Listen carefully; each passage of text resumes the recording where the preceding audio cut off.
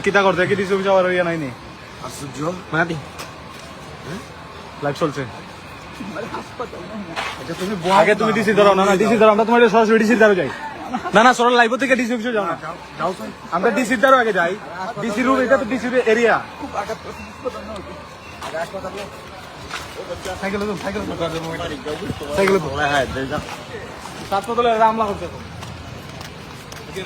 cycle তো cycle এই মাদি মাদি মাটি মাটি দেখো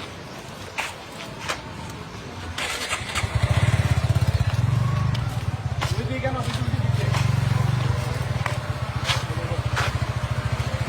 আচ্ছা এটা কি কেন ভিডিও ভিডিও ভিডিও করতো না ভালো ভিডিও করতো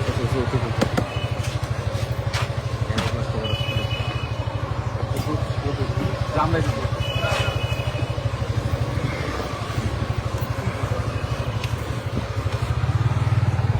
রাইট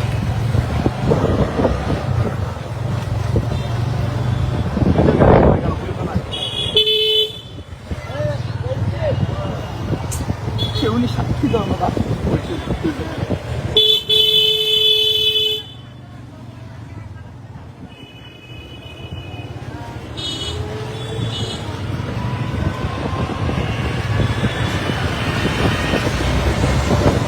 তো ভিডিও করতে না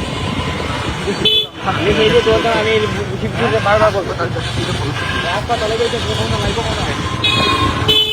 মাহাদের উপর ডিসি অফিসে ডিসি অফিস থেকে বের হওয়ার সাথে সাথে ছাত্রদের উপর আমার অ্যাটাক করছে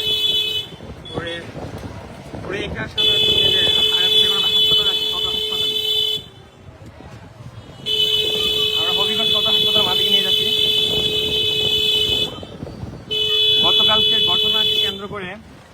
মাহাদি ডিসি অফিসে একটা আবেদন করেছিল তথ্য অধিকার পরিষদে